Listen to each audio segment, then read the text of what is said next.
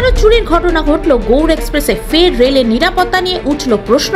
কলকাতা থেকে মালদা ফেরার পথে এক চিকিৎসক সহ 6 যাত্রীর মোবাইল সহ বিভিন্ন নথি চুরির অভিযোগ। গৌড় এক্সপ্রেসে চেপে কলকাতা থেকে মালদা ফিরছিলেন যাত্রীরা। এসি 2 টায়ার কামড়াতে ঘটে চুরির ঘটনা। অভিযোগ করা হয় জিআরপিতে। যাত্রীরা রেলের নিরাপত্তা নিয়ে ক্ষোভ প্রকাশ করেন। মালদা শহরের বিবেকানন্দ পল্লী এলাকার বাসিন্দা অনুশ্রী ভট্টাচার্য এবং তার স্বামী কলকাতা থেকে গৌড় এক্সপ্রেস ট্রেন ধরে গতকাল রাত্রে মালদায় ফিরছিলেন। এসি 2 টায়ারে ছিলেন তারা। আজ সকালে মালদা টাউন স্টেশনে গৌড় এক্সপ্রেস ঢুকতেই ঘুম ভাঙতে দেখে তাদের ব্যাগ নেই। এরপরে জিআরপিতে লিখিত অভিযোগ জানানো হয়। সেই সঙ্গে তিনি আরও অভিযোগ করেন আরও বেশ কয়েকজন যাত্রীর একই কামরায় মোবাইল এবং ব্যাগ চুরি হয়েছে। লিখিত অভিযোগের পাশাপাশি অ্যাপের মাধ্যমেও অভিযোগ জানিয়েছে রেল দপ্তরে। আমরা গতকাল গৌড় এক্সপ্রেসে কলকাতা থেকে মালদা আসছিলাম, আর হচ্ছে A2-তে ছিলাম। আমরা এসি 2 টায়ার A2 কামরাতে ছিলাম। তো রাত্রি 3টা পর্যন্ত আমি জেগেই ছিলাম। টয়লেট থেকে আসার পর শুয়েছি, তখন দেখলাম যে বেশ কিছু লোকজন উঠলো। এবার তারপর আমি লোয়ার বার্থে ছিলাম। এবার সেখানে কিছুক্ষণ পরে হয়তো আমার চোখ লেগে গেছে, তারপরে আর জানতে পারিনি। তো যখন ট্রেন মালদা স্টেশনে ঢোকে ঠিক 6টার দিকে যে ঘুম ভাঙে আমার, তো সেখানে দেখি যে ঘুম থেকে উঠে নিয়ে দেখি যে ব্যাগটার দিকে খেয়াল করি, ব্যাগটা নেই। হ্যাঁ, এবার ব্যাগটা নেই। যখন আমি ব্যাগ নেই করে হাজব্যান্ডকে বললাম, ও নামলো, খোঁজাখুঁজি করলাম কিন্তু পেলাম না। তারপর স্টেশনে নেমে জিআরপিএফের এখানে আমরা এফআইআর করি। আর যখন এফআইআর করতে যাই তখন দেখি আমাদের সাথে সাথে আরও 6-7 জন, তাদেরও একই রকমভাবে কারোর হ্যান্ডব্যাগ, কারোর মোবাইল, একজনের তো ব্যাগ থেকে মোবাইলটা নিয়ে ডাস্টবিনের মধ্যে ব্যাগটা রেখে দিয়ে চলে গেছেন। কারোর বড় ব্যাগ, ল্যাপটপ এসব মিসিং।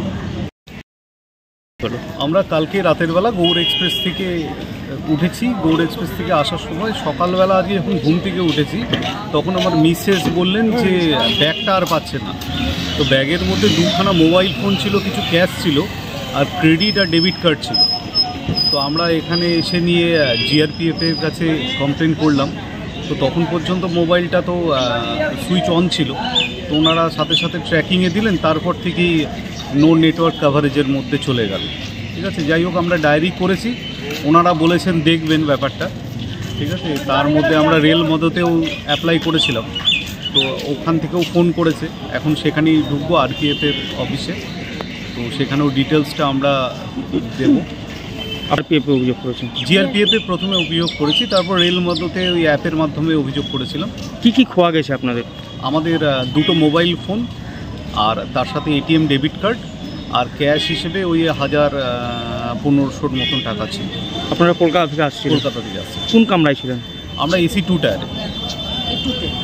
আর এই যে ঘটনা ঘটেছে কোন স্টেশনে ঘটেছে সেটা এক্স্যাক্ট বলতে পারছি না, কারণ আমরা এখানে ধরুন মালদা স্টেশনে নামার সময় সেই ব্যাপারটা লক্ষ্য করলাম। কিন্তু আমাদের সাথে আরও 6 জন কমপ্লেন করেছিল, 6-7 জন, তারও বেশি হতে পারে মেবি।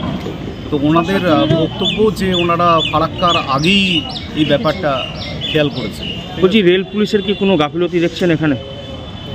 দেখুন, অ্যাজ সাচ এখন ইনভেস্টিগেশন করে নিয়ে ওনারা কী রিপোর্ট দিচ্ছেন তার উপর বেস করে আমি সেই অনুযায়ী বলতে পারবো না যে কোনো গাফিলতি আছে কিনা। কিন্তু এই ধরনের ঘটনা এসি 2 টায়ারের মতন এরকম রেস্ট্রিক্টেড জায়গায় আর ফার্স্ট ক্লাসেও হয়েছে এই ঘটনা।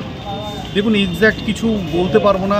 আমি রাত্রি আমার মিসেস যেটা বললেন যে 3টের সময় উনি দেখেছিলেন, তো 3টের সময় দেখে নিয়েও ব্যাগটা তখন দেখা গেছিলো, তখন যে স্টেশনে ছিল সেই অবধি ছিল, তারপর আর পাওয়া যায়নি। তবে শুনেছিলাম যে ফারাক্কার আগে কোনো একটা জায়গায় প্রচুর লোকজন ঢুকেছিল কামরার মধ্যে। তো পুলিশ থাকা সত্ত্বেও এরকম লোকজন কিভাবে ঢুকতে পারে, বাইরের লোকজন। ঠিক আছে, এই কামরার মধ্যে